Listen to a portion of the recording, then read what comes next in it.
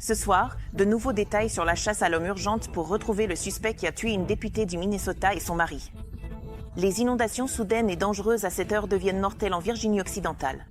Et la nouvelle série de frappes entre Israël et l'Iran. Les États-Unis pourraient-ils s'impliquer davantage? Tout d'abord, la vaste chasse à l'homme pour retrouver le suspect, identifié comme étant Vance Bolté, 57 ans, entre dans son deuxième jour. Il se serait fait passer pour un policier et portait un masque, abattant mortellement la députée très appréciée du Minnesota, Melissa Hortman, ainsi que son mari, Mark. La police indique que le suspect a également tiré sur un deuxième député et sa femme, les blessant. Le FBI offre une récompense de $50 000. Des sources ont indiqué à ABC News que les autorités ont retrouvé un véhicule d'intérêt, ainsi que des effets personnels. La police affirme également avoir découvert une liste de cibles présumées comprenant des dizaines de démocrates du Minnesota.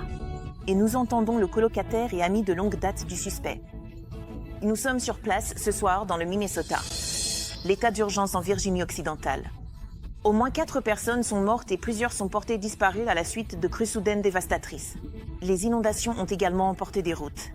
Notre équipe météo est prête avec les prévisions. Israël intensifie ses frappes à l'intérieur de l'Iran. Le nombre de morts augmente des deux côtés. Yann Panel est ce soir à Tel Aviv. Le président Trump se rend au sommet du G7 au Canada. Ce qu'il dit ce soir au sujet de l'implication des États-Unis dans le conflit Israël-Iran. Également ce soir, un homme armé ouvre le feu lors d'une manifestation No Kings à Salt Lake City. Des passants terrifiés fuient les lieux. Une personne est morte. La police a placé un suspect en garde à vue.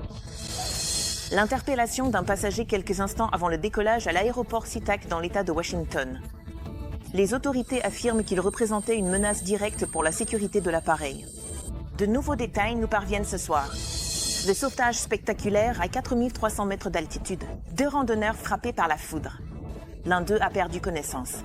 Comment leur vie a été sauvée? Ils appellent cela le cauchemar de tous les musées. Un touriste, à la recherche de la place parfaite, fait s'effondrer une œuvre d'art rare. De l'Amérique forte.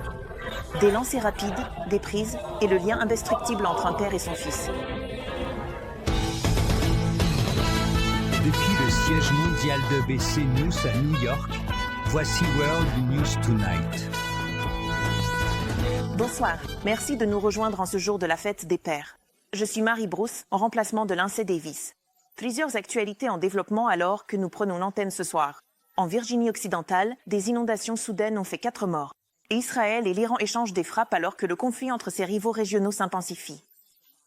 Mais nous commençons ici avec la chasse à l'homme pour retrouver le suspect des attaques contre 2 législateurs de l'État du Minnesota. La chef de Fils démocrate à la Chambre, Melissa Hortman, et son mari, Mark, ont été tués. Le sénateur de l'État John Hoffman et sa femme, Yvette, ont été blessés lors des attaques. Ce soir, une présence policière massive s'étend à travers les Twin Cities alors que la recherche de Vance Bolté, 57 ans, s'intensifie. Les enquêteurs affirment qu'il se serait fait passer pour un policier. ABC News a appris que les enquêteurs ont retrouvé un véhicule suspect ainsi que des effets personnels qu'ils pensent appartenir au suspect.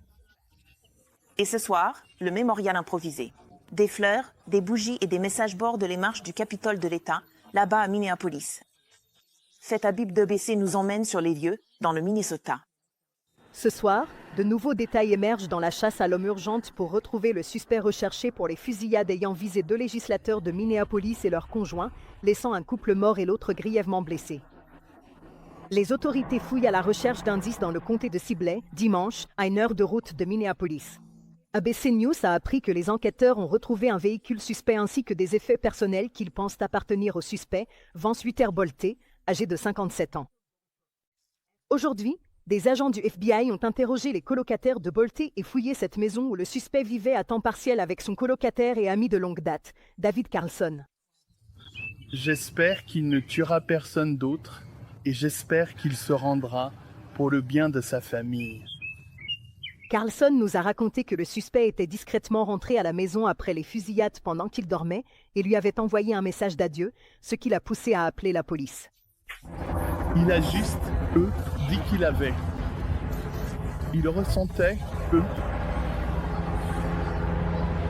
Il a fait, il a juste. Il a fait certains choix et il prévoyait des choses dont nous n'avions pas, ce que nous ne savions pas. C'est ce qu'il a dit. Et puis, qu'il pourrait devrait bientôt être mort. Ces derniers mois, Carlson dit que Bolte était devenu moins joyeux après être revenu d'une mission en Afrique centrale, mais rien ne laissait penser qu'il aurait pu commettre les crimes dont il est accusé. Je l'ai connu toute ma vie. Ce n'était pas ce genre de personne, tu vois? La fusillade aurait commencé tôt samedi matin, vers 2 heures. Les sénateurs de l'État du Minnesota, John Hoffman, et sa femme, Yvette, ont été touchés par plusieurs balles devant leur domicile à Champlain. La porte d'entrée de la maison des Hoffman criblée de balles. Environ 1h30 plus tard, les policiers disent avoir trouvé le suspect en train de quitter la maison de la représentante de l'État, Melissa Hortman. Hortman et son mari ont tous les deux été abattus. Les autorités affirment que le tireur présumé a été filmé par une caméra de surveillance devant le domicile de l'une des victimes, portant un masque en latex, un uniforme de police de fortune avec un badge et un tasé. Les autorités ajoutent également qu'elles ont échangé des coups de feu avec le suspect avant qu'il ne prenne la fuite à pied, précisant qu'il a laissé derrière lui ce qui semble être une fausse voiture de police, visible sur cette vidéo. Cette voisine a filmé les scènes tendues qui se déroulaient sous sa fenêtre. J'ai entendu beaucoup de gens parler fort et, vous savez, et des coups de feu. La police s'est mise à couvert derrière ses véhicules, armes au poing, pointés vers la maison. Les enquêteurs cherchent toujours un mobile, examinant des écrits et une liste de cibles potentielles que, selon eux, les suspects ont laissés derrière eux et qui mentionnent de nombreux élus démocrates et défenseurs du droit à l'avortement. Et ce soir, des sources indiquent à notre équipe que les Hoffman ne sont pas seulement sortis du bloc opératoire, ils sont réveillés. La question ce soir, cependant, c'est pourquoi? Quel est le mobile derrière ces fusillades et est-ce que les suspects avaient un lien avec les victimes? Marie, il y a encore tant de questions ce soir. Seth Abel suit tout cela de près. Merci, Seth. Les fusillades au Minnesota soulèvent bien sûr des questions sur la recrudescence des menaces de violence. Alors, accueillons Alex Brochet d'ABC. Et Alex, il ne s'agit que du dernier d'une série d'attaques contre des responsables politiques. C'est exact, Marie. Regardons simplement les 2 derniers mois. On compte le meurtre insensé de ces 2 employés de l'ambassade d'Israël ici à Washington, l'attaque au cocktail Molotov lors d'une marche dans le Colorado réclamant la libération des otages à Gaza, l'incendie criminel présumé au domicile du gouverneur de Pennsylvanie, Josh Shapiro, et maintenant cette fusillade visant des législateurs du Minnesota. Et au cours de l'année écoulée, il y a eu l'attentat terroriste du Nouvel An à la Nouvelle-Orléans, l'assassinat du PDG de l'United Healthcare et 2 tentatives d'assassinat contre le président Trump. Toutes ces personnes, selon les autorités, ont des idéologies diverses et ont eu recours à la violence contre des Américains, y compris des élus et d'autres responsables politiques. Et si les experts affirment que ce phénomène n'est pas nouveau, c'est sa concentration qui l'est. Et lorsque l'on associe ces attaques violentes contre des responsables politiques aux fusillades de masse, aux inquiétudes concernant le Moyen-Orient et aussi aux menaces de cybersécurité, les autorités sont poussées à bout. Marie. C'est une tendance inquiétante, Alex. Merci. Passons maintenant à la menace d'inondation à l'Est. Au moins 4 personnes sont mortes et plusieurs autres sont portées disparues en Virginie occidentale. Des crues soudaines y ont détruit des maisons et emporté des routes. Des voitures submergées sous l'eau. Le gouverneur a déclaré l'état d'urgence là-bas. Alors, passons tout de suite à notre météorologue, Jeff Smith, de notre station new-yorkaise WADC. Jeff, explique-nous ce qui nous attend. Combien de temps ce temps dangereux va-t-il durer? Eh bien, nous recevons des rapports récents indiquant des précipitations de 10 cm par demi-heure dans le nord de la Virginie occidentale, les mêmes zones qui ont été frappées par les pluies et les inondations meurtrières, en particulier le comté d'Ohio, en Virginie occidentale. Une urgence d'inondation est claire et des alertes aux inondations sont en vigueur ce soir, de l'Ohio du sud-est jusqu'à certaines parties de la Caroline du Nord. Il pourrait y avoir une petite accalmie demain, mais de nouveaux orages devraient éclater mardi, donc la situation reste très active sur le tiers du pays. Nous avons également de violents orages qui éclatent sur les Rocheuses. Des alertes aux orages violents sont en vigueur pour l'est du Montana. Il pourrait y avoir de fortes rafales de vent et de la grêle avec ces orages. Cela va se déplacer vers l'est, vers la région de Minneapolis-Saint Paul au cours de la journée de demain. Soyez attentifs aux vents destructeurs et à la possibilité de grosses grêlons. La chaleur, c'est la grande actualité à l'ouest. Phoenix, Las Vegas, plusieurs jours avec des températures à 3 chiffres. Marie. Plusieurs jours et un début de semaine détrempé pour beaucoup, Jeff. Merci. À l'étranger maintenant, Israël et l'Iran échangent une série de frappes aériennes. Cela alors qu'Israël intensifie ses frappes à l'intérieur de Téhéran. Des explosions et des panaches de fumée planent au-dessus de la ligne d'horizon de la ville. Et nous apprenons également ce soir que le président Trump a rejeté un plan visant à assassiner le guide suprême iranien. Le chef correspondant étranger d'ABC, Yann Panel, est ce soir à Tel Aviv. Ce soir, Israël intensifie son offensive à l'intérieur de l'Iran alors que le conflit entre les deux plus grandes puissances militaires du Moyen-Orient s'aggrave. Les deux camps s'échangent une salve d'attaques pour la 3e journée consécutive, après qu'Israël a lancé ce qu'il a qualifié d'attaque préventive. Les États-Unis aident Israël à se défendre contre les frappes de représailles. Et il y a seulement quelques heures, le président Trump a déclaré à ABC News que les États-Unis pourraient être entraînés dans le conflit, tout en affirmant que cela n'était pas encore le cas. Cela intervient après des informations selon lesquelles le Premier ministre Benjamin Netanyahou incite Trump à rejoindre l'opération visant à détruire le programme nucléaire iranien, mais Trump appelle à la retenue et à un retour à la table des négociations. Et dans un développement majeur, ABC News a appris qu'il avait rejeté un plan israélien visant à tuer le guide suprême iranien. 2 responsables américains ont déclaré à ABC News qu'Israël avait identifié une fenêtre pour tuer l'ayatollah Ali Khamenei, mais que Trump n'était pas favorable à ce plan. Alors que les combats ne montrent aucun signe de ralentissement, l'Iran insiste sur son droit à l'autodéfense. Ce soir, le ciel au-dessus de Tel Aviv crépite à nouveau du bruit de la guerre. Eh bien, vous pouvez voir les interceptions en cours en ce moment. Ceci est la défense aérienne israélienne qui tente d'intercepter une salve entrante depuis, l'Iran. Nous avons entendu la sirène il y a seulement quelques minutes. Cela s'est produit à plusieurs reprises. Vous pouvez voir l'éclair derrière moi, ici à Tel Aviv, ailleurs en Israël et bien sûr en Iran, où devrais-je aller? Des équipes de recherche et de secours sont déployées à plusieurs endroits à travers le pays, avec des dégâts causés par les bombes et des incendies qui font rage. Au moins 13 personnes ont été tuées lors des frappes iraniennes ici. L'ambassadeur israélien a déclaré à notre journaliste Martha Radatz que 10 à 15% des missiles iraniens parviennent à franchir les défenses aériennes. Nous avons de bons systèmes de défense, des systèmes antimissiles, mais ils ne scellent pas le ciel de façon hermétique. Tsahal affirme avoir frappé plus de 250 cibles en Iran depuis le début des attaques. Au moins 220 personnes auraient été tuées lors des frappes israéliennes, selon des responsables iraniens. Le ciel au-dessus de la capitale iranienne était enveloppé de fumée et de flammes après qu'un dépôt de gaz a été touché. La production du plus grand champ gazier du monde a été partiellement suspendue. Les prix du pétrole brut étaient déjà en forte hausse vendredi. Mardi, Israël tente d'éliminer ses ennemis à Gaza, au Liban et maintenant en Iran. Et malgré les appels à la désescalade du président Trump, la situation reste extrêmement dangereuse pour cette région. Maru. C'est certain. Yann Panel, en direct de Tel Aviv. Merci, Yann. Passons maintenant aux manifestations qui ont lieu d'un bout à l'autre du pays pour le soi-disant mouvement No Kings. La plupart sont pacifiques, mais au moins une personne est morte après qu'un tireur a ouvert le feu sur des manifestants à Salt Lake City, selon la police. La foule paniquée s'est précipitée pour se mettre à l'abri. Et à Los Angeles, l'épicentre des manifestations pour l'immigration, la police a utilisé des gaz lacrymogènes pour contrôler la foule.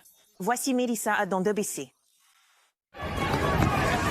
Ce soir, chaos dans les rues de Salt Lake City. Des coups de feu éclatent lors d'une manifestation autrement pacifique. Un homme de 39 ans a été tué. Personne ne devrait craindre, de venir à une manifestation pacifique et légale dans notre ville. D'autres violences entachent les manifestations majoritairement pacifiques à travers le pays. En Virginie, cet homme a été arrêté après l'avoir prétendument foncé avec un SUV dans une foule.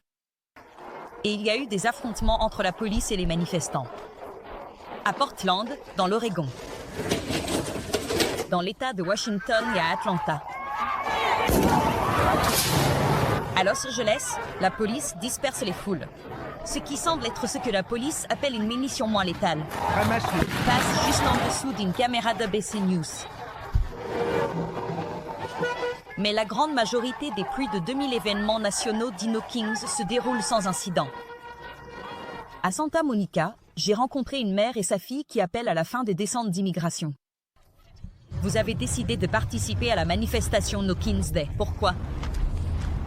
Eh bien, c'est en fait plus personnel pour moi parce que ma mère m'a amenée ici, légalement. Nous sommes citoyens américains maintenant, mais cela n'efface pas l'histoire de la difficulté qu'il a fallu pour arriver ici.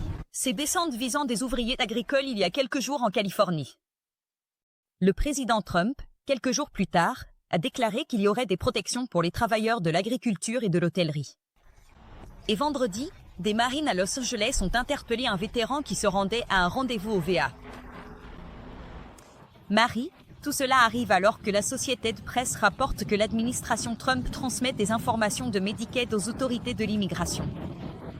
Ces données pourraient les aider à retrouver des travailleurs sans papier. Marie. D'accord, Mérissa, merci. Passons maintenant aux chars, aux troupes et au survol dans la capitale du pays. Le président Trump obtient enfin son défilé militaire, célébrant le 250e anniversaire de l'armée américaine. Le président se rend maintenant ce soir au Canada pour une réunion des dirigeants du G7, où la crise Israël, Iran et la guerre commerciale de Trump seront au centre des discussions. Voici Célina Wang, correspondante principale à la Maison-Blanche pour ABC. Ce soir, le président Trump se rend au Canada pour des réunions avec les dirigeants du G7, alors que les conflits au Moyen-Orient, en Ukraine et la guerre commerciale du président occupent une place importante. Trump a célébré le 250e anniversaire de l'armée samedi soir, le jour de ses 79 ans, lançant un avertissement sévère en disant à l'Iran de ne pas attaquer les États-Unis. À maintes reprises, les ennemis de l'Amérique ont appris que si vous menacez le peuple américain, nos soldats viendront vous chercher. Votre défaite sera certaine, votre disparition sera définitive et votre chute sera totale et complète.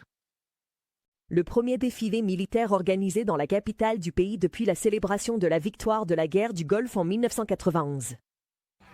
La démonstration de force mettait en scène 6700 soldats, des chars et des avions militaires. La facture est estimée à coûter jusqu'à 45 millions de dollars aux contribuables. La météo a freiné la participation à une démonstration de force que Trump désirait depuis longtemps. Trump rencontrera les dirigeants du G7 alors que sa guerre commerciale et ses efforts pour remodeler les alliances mondiales ont tendu les relations de l'Amérique avec ses alliés les plus proches. La date limite pour conclure les négociations commerciales approche à grands pas et ses droits de douane colossaux planent toujours. La présidente de la Commission européenne affirme qu'elle a parlé à Trump avant le sommet et a réitéré notre engagement à parvenir à un bon accord avant le 9 juillet. Et des sources nous indiquent que l'administration Trump envisage d'ajouter 36 pays supplémentaires à sa liste d'interdictions de voyage. Cela concerne principalement des pays africains et certains partenaires majeurs des États-Unis comme l'Égypte. Cela élargirait considérablement l'interdiction de voyage déjà imposée par l'administration Trump à 12 pays plus tôt ce mois-ci. Marron, une escalade significative, Serena. Merci. Ce soir, nous revenons sur l'expulsion spectaculaire d'un passager quelques instants avant le décollage. Les autorités affirment qu'il représentait une menace directe pour la sécurité de l'avion. Le passager aurait fait une remarque désinvolte à propos d'une bombe. L'incident a perturbé des centaines de vols à l'aéroport de SeaTac. Plus d'informations maintenant avec Sarim Chaud d'ABC. Juste avant que ce vol d'Alaska Airlines ne soit autorisé à décoller, les passagers à destination de l'État de Washington ont été contraints d'évacuer après ce que la compagnie aérienne qualifie de menace pour la sécurité. Ce soir, une nouvelle vidéo montre des responsables en train de faire sortir un passager de l'avion et de le placer en garde à vue, après que la compagnie aérienne a déclaré qu'il avait proféré une menace directe à la sécurité de l'appareil à l'un de nos agents de bord alors que l'avion roulait vers la piste samedi à l'aéroport international de Seattle-Tacoma. L'équipage a réagi rapidement, mettant l'avion en sécurité à l'écart de l'aéroport pendant que les forces de l'ordre locales et fédérales intervenaient. Les 68 passagers et les 4 membres d'équipage ont tous été contraints de subir un contrôle de sécurité avant de pouvoir retourner à l'aéroport. Cet incident a entraîné l'arrêt de toutes les opérations au sol, l'annulation d'au moins 6 vols, la déviation de plusieurs autres et le retard de centaines d'autres vols. Marie, le FBI et la police du port de Seattle examinent l'incident et après un contrôle de sécurité complet, les passagers ont pu remonter à bord de l'appareil arrivé sans encombre à leur destination à Walla Walla, dans l'État de Washington. Marie. Et nous en sommes ravis. Farine, merci. À venir, ici même, le sauvetage spectaculaire dans les montagnes du Colorado. Comment 2 randonneurs se sont retrouvés piégés.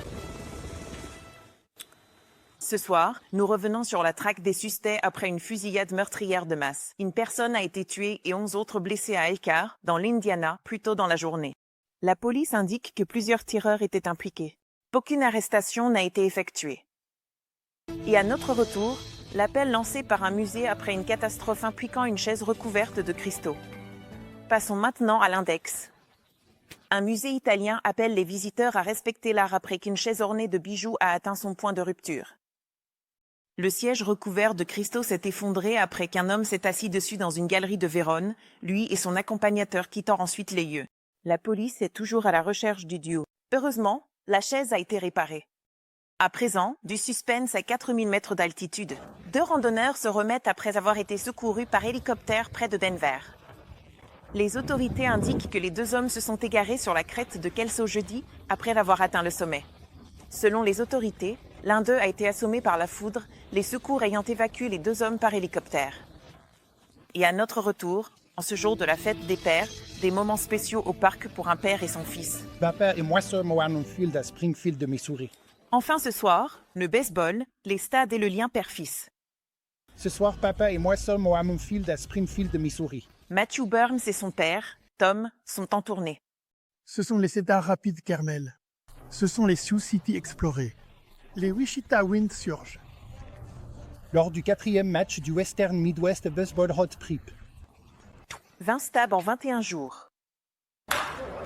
C'est le 5e road trip annuel de baseball du duo, né de leur amour pour l'esprit des ligues mineures.